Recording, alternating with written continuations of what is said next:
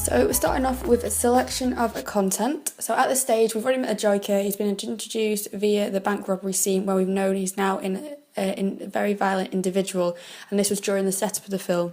We're now reaching the development stage, so we're getting to know the Joker as a character more if we're establishing him as a villain, which he is. And right, so we'll get on to it. So the Joker first appears with his henchmen in the elevator, and you've now got a quivering man in front of him, which means he's been forced against his will. This is implying that the Joker is that manipulating he can get what he wants. The crescendo in music in the background builds for anticipation and for us to feel, as an audience, to feel on the edge of our seats, as all the characters will be feeling in the scene. Then the Joker then strikes the hostage over the head, introducing us to more violence, which links back to the genre of the film. We now know this, that the Joker is the villain, as stereotypically villains are renowned for violence and being intense and inflicting pain upon others. From this as the audience, we then anticipate our protagonist/hero to save the day. Our protagonist is then on shot, which is Bruce Wayne, not Batman yet. It's fast shots and he's blocking the doors, conveying danger and intensifying the situation. 7 seconds in, we have the gunshot first fired by the Joker. The surprising shot from all the following supporting characters showed that the Joker is an unintended and unwelcome guest. He's formal and sarcastic by saying, "Good evening, ladies and gentlemen."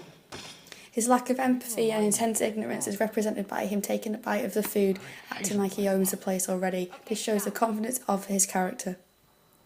Where is Harvey Dent? So this is our enigma.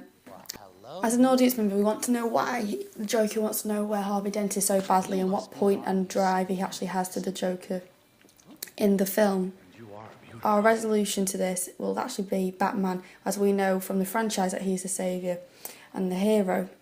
And the thing he's going to be saving is bringing back the equilibrium to Gotham, which is a high-class area in America that has low crime rate due to Batman's influence. Whilst the Joker wants order and chaos, his events will disrupt the narrative and send the equilibrium spurring out of control. The logic behind the cause and the effect is Rachel being the minor protagonist, as she's sticking up against the Joker whilst all the background characters cower away. Her motivation to appease and stop the Joker is what drives the Joker to take interest in her, as he creepily goes, "Well, hello, beautiful," which sends shivers down everyone's neck. We learn more about the intensity of the Joker's character when he's talking about how he got his Chelsea smile. But this may inform us that he may be an unreliable narrator of himself, as really we never fully know why he got those scars. All eyes are on him. No one actually takes notice of the henchmen or the guards. This shows him his power and importance. The scene of the two characters who have just engaged in sexual activity, we're guessing, represent that the genre of the film for the age rating is mildly higher, as this would not be involved in a film if, for example, that was a PG or a U or anything of that nature. You remind me of my father. I hated my father.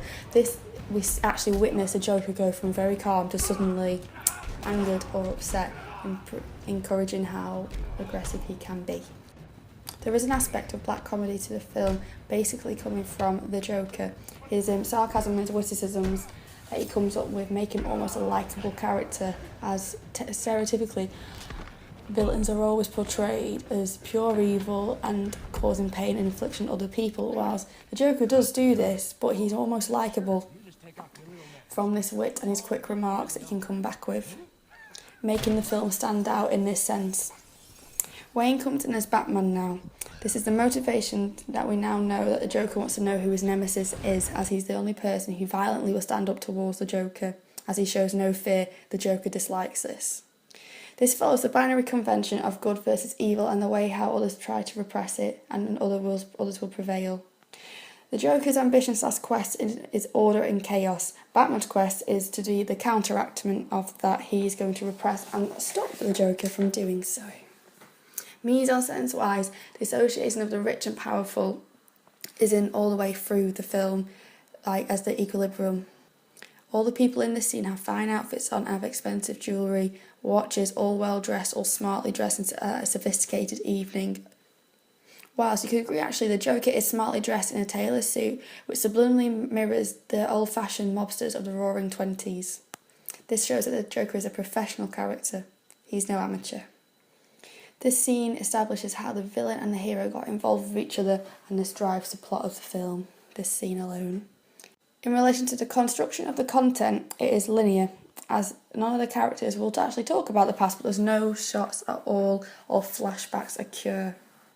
When the minor fight and the violence kicks in, the Joker reveals a shoe with a blade.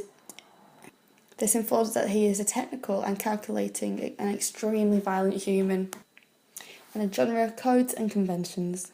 As we know, the film and the franchise is a superhero film involved with heavy action, with the mild sense of black comedy from coming and emitting from the Joker. In this scene, the other minor protagonist is Rachel, as she's calm and independent. We question where she has the confidence from to stand up to the Joker, believing us think she's an independent character. The superhero conventions live up to what the audience expect, as the superhero Bruce Wayne, aka Batman, is wearing a cape, he's got his gear on, and he is doing, as they do so, fighting violence to repress the evil. We're left on a cliffhanger literally when Rachel is then dropped out the window by the Joker because he literally took what Batman said to do, which is quite comical from his quick whip after that.